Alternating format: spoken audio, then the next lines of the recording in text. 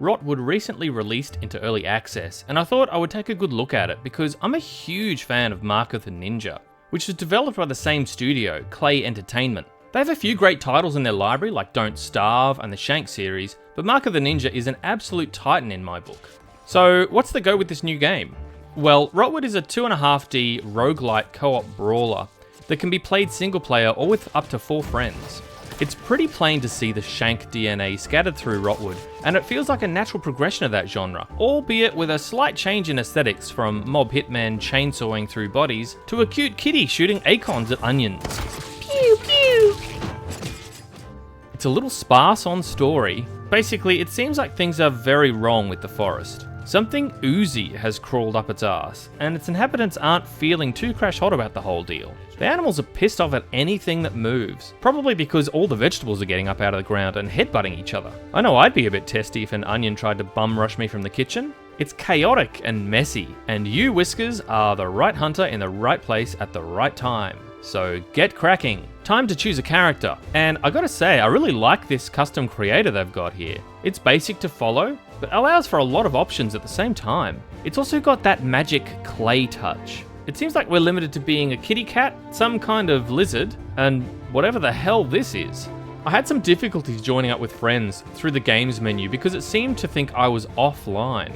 I'm just putting that down to early access jank or possibly user error and hoping it'll be sorted soon. I managed to bypass this okay with my friends hosting and me joining through the Steam interface. The game essentially consists of rooms of the forest that need clearing of evil sentient flora and fauna by way of a combat system that's nicely skill-based. Combos are more effective and fun, and mashing attack will often be discouraged by enemy interrupts.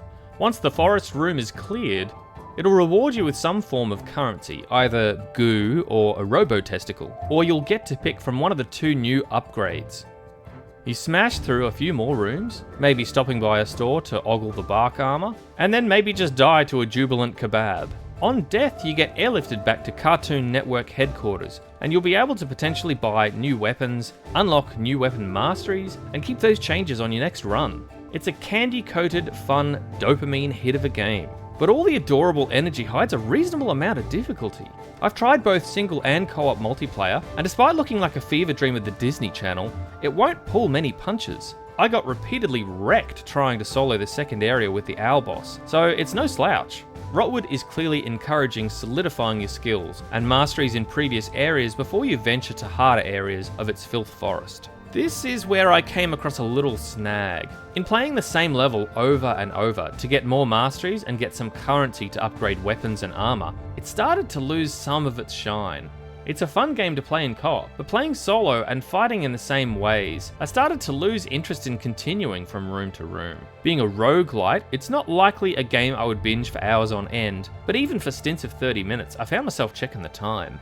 Despite being a pretty decent stylistic jump from John Wick to Octonauts, the art is still classic Klei. It's an appealing package with a variety of cute characters and enemies to fight from onions and radishes to unicorn toads and bat frogs. There's also a pretty cute emoji system in the game, bringing maximum kawaii. Oh my god, did you see that?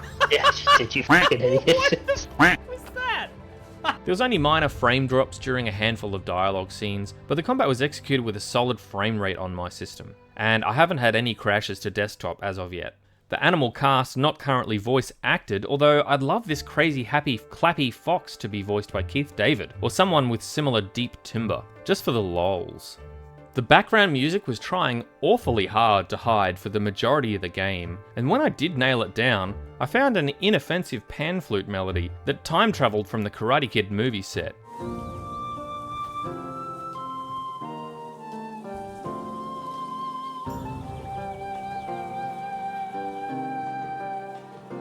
With regards to improvements, I'm not quite sure what to suggest. Another pass over the weapons might be a good idea. At present, there's the starting hammer, a spear, a pair of bowling balls, and an acorn cannon. There are variations on these classes of weapon, but the moveset boils down to these particular 4. I've tried them all, and I feel like the hammer is the strongest. I found the spear combos less useful, the cannon reload animation got me into trouble quite frequently, and the bowling balls... Actually, they were kind of awesome. I wouldn't say no to some more offensive options, like a magic staff or an obsidian katana. I think it probably just comes down to more content needed at this stage. Something to try and fight that repetition feel. Wrapping up, I think Rotwood is one of those games you'll already be into because you know Klei's style, or you're not into because you find it too cartoonish. I decided in my first look videos that I wouldn't conclude with a rating, but I am having enough fun to justify the purchase price. Having said that, I am a pretty big sucker for Klei, and I'm still of the opinion that there are areas that could use a little more development. It's currently really cheap while it's in early access, and I'm interested to see how it develops further.